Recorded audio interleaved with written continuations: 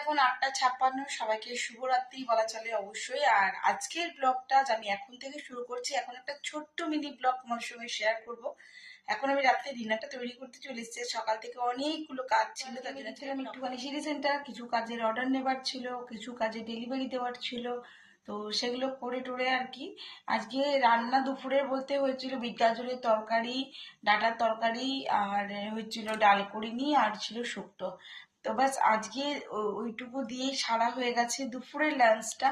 আর এখন আমি যেটা করছি সেটা অবশ্যই তোমার সঙ্গে একটু ঝটপট করে শেয়ার করে নেবো, কেন আজকে একটা ছোট্ট মিনি ব্লগই তোমার সঙ্গে শেয়ার করছি। সেটা যতটুকু সময়ের জন্যই হোক না কেন, কেন সকাল থেকে তোমাদের সঙ্গে আমার আজকের ব্লগটা শেয়ার করা হয়নি। আজকে হয়ে গেল বুধবার, আজকে হয়ে গেল 5 তারিখ, 5 মার্চ, ওয়েডনেসডে। আর আজকে মিটির এক্সাম হয়েছে। আজকে মিটি ছিল সংস্কৃতটাও ভালোই হয়েছে। তবে একটা বলছে খুব বুঝতে পারিনি, মানে এটা 5 নাম্বারসে একটা কোয়েশ্চেন ছিল। তো যাই হোক, দেখা যায়। ওই যে দুধ দিয়ে দাদা এসে গেছে, চলুন দুধটা নিয়ে আসি গা। সকাল থেকে আজকে অনেকখানি কাজের চাপই ছিল, দেখতেই পাচ্ছ। আজকে এই এখন চিকেনটা বানাবো। আর মাঝে মাঝে না সত্যি বড্ড শরীরটা টায়ার্ড হয়ে পড়ে, আর কিছু করে উঠতে পারি না। তো দেখো এই চিকেনটা করবো, তার জন্য এখানে আমি কিছুটা পেঁয়াজ কুচিয়ে নিয়েছি, আর এখানে দুধটা দিয়ে গেল। তো চলো আমি একটু দই টই দিয়ে আমি আগে এটা একটু তেলে ফ্রাই করে নেবো, তারপর আমি চিকেনটা তৈরি করব। তো চলো সঙ্গে থেকো, দেখতে থাকো। তো আমি জাস্ট চিকেনটা ফ্রাই করবো। দেখো এখানে দেখিয়ে দিই ভালো করে, আমি কিন্তু গোলমরিচের গুঁড়ো দিয়েছি নুন আর কাশ্মীরি রেড চিলি পাউডার, আর প্লেন সর্ষের তেল কড়াইতে এখন দেবো। কড়াইটা হিট হতে দিয়েছি। কড়াইটা গরম হয়ে গেলে আমি খালি ফ্রাই করে নেবো, এরপর তৈরি করবো আমি একটা মশলা।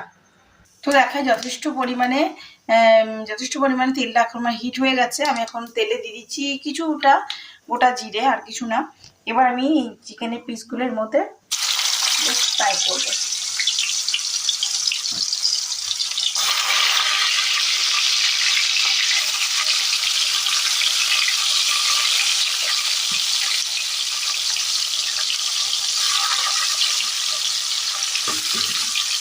তো আমি টোটালটাই দিয়ে দিয়েছি চিকেনটা।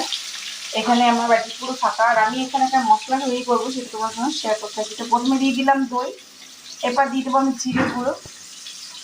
আমি কিন্তু এখনো পর্যন্ত কড়াইয়ের চিকেনটা এতটুকু নাড়াচাড়া কিছু করিনি, দেখতেই পাচ্ছ তোমরা। এটা এইভাবেই আছে যেভাবে আমি কড়াইতে ছেড়েছিলাম। আচ্ছা, এখানে আমি টক দই নিয়েছি। টক দইটাতে নিয়েছি হলুদ, কাশ্মীরি রেড চিলি পাউডার, ধনে গুঁড়ো আর জিরে গুঁড়ো। মেজারমেন্টটা তোমরা তোমাদের চিকেন অনুযায়ী করে নিও। আমার যতটুকু চিকেন আছে আমি তার মধ্যেই মেজারমেন্ট করে এখানে মশলাটা দিয়েছি, তার জন্য আমি এটা এখানে মেনশন করলাম না। তো চলো এবার এটা আমি একটা মিক্সার করে নেবো। তো আমি এখানে টোটালটা তেলে ফ্রাই করছি। আপনারা চাইলে কিছুখানি বয়েল করে নিতে পারি, তারপর আবার মশলার সঙ্গে কষাতে পারি। আর আজকে আমার আর রান্না করতে একদমই আর ভালো লাগছে না, মানে শরীরটা আর ভালো লাগছে না। তো আজকে আমার একটু বিরিয়ানি খেতে মন গেছে। আমি বলেছি যে আমার চিকেন বিরিয়ানিটা বেশ ছেঁড়া লাগে, মানে দোকানেরটা। সেক্ষেত্রে আমি বলেছি তুমি চিকেনটা এনে দাও, আর আমি চিকেনটা করেছি, আর বিরিয়ানিটা মানে আলু বিরিয়ানিটা নিয়ে আসবো। আমাদের সামনে বিরিয়ানির দোকান থেকে খুব ভালো বিরিয়ানি পাওয়া যায়, তো বিরিয়ানিতে, তো ওখান থেকেই নিয়ে আসবে।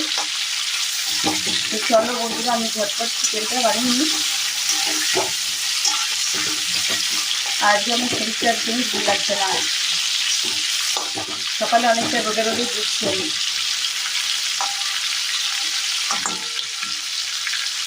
তো আমি এখানে ঢাকা দিয়ে ভাজতে দিয়ে দিয়েছি চিকেনটা।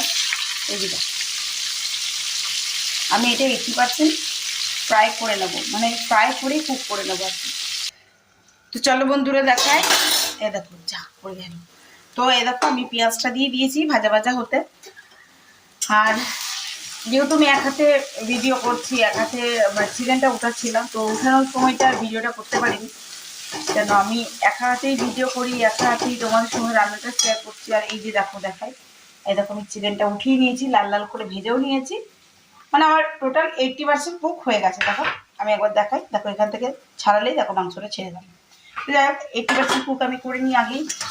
আর এখানে আমি এটা খুব ভালো করে ভাজাটা হতে দেবো আর কি। এটা ভালো করে ভাজাটা হোক, তারপর আমি এখানে মশলাগুলো রেডি করবো। তো চলো তো পেঁয়াজটা ভাজা ভাজা হওয়ার পর আমি যে মশলার পেস্টটা তৈরি করে রেখেছিলাম সেটা এখন দিয়ে দিয়েছি। এরপর আমি দিয়ে দেবো আদা রসুন পেঁয়াজের পেস্ট। যেহেতু আমি এখানে টমেটো ইউজ করবো না, কারণ আমি এখানে দই ইউজ করেছি, এখানে আমি টক দই ইউজ করেছি। চলো এবারে আমি আদা রসুন পেঁয়াজের পেস্টটা দিয়ে দিই। তো দেখাই, এখানে আমি আদা, এইখানে আদা আছে, নিচেটা দেখতে পাচ্ছ আদা আছে, এটা রসুন আর পেঁয়াজের একটা পেস্ট, তাতে একটু হালকা টমেটো ছিল। তো আমি এটা জাস্ট মিল করে নেবো, একটু মিলিয়ে নিয়ে আমি এটা মশলার সঙ্গে দিয়ে দেবো, তাতে যাতে এই কাঁচা গন্ধটা না ওঠে ততক্ষণ মধ্যে একটু কষিয়ে নেবো।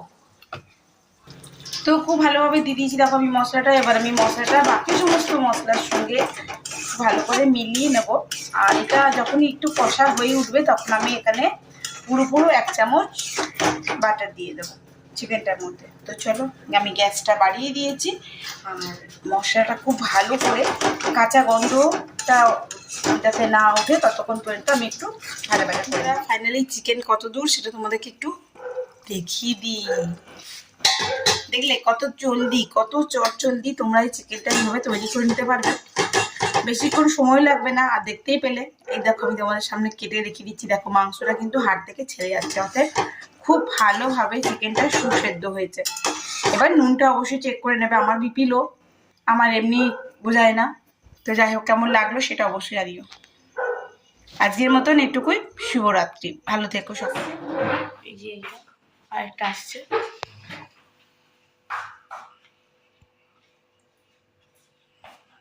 আরেকটা আমি একটু খুলেছি। আর এই যে আমার বানানো চিকেন, আর দোকান থেকে দিয়েছে রায়তা, স্যালাড আর গ্রিন চাটনি। চিকেন তো চলুন, আর এটা আলু বিরিয়ানি আনা হয়েছে, চিকেনটা আমি বানিয়েছি। আজকে ডিনারটা জাস্ট জমে যাবে।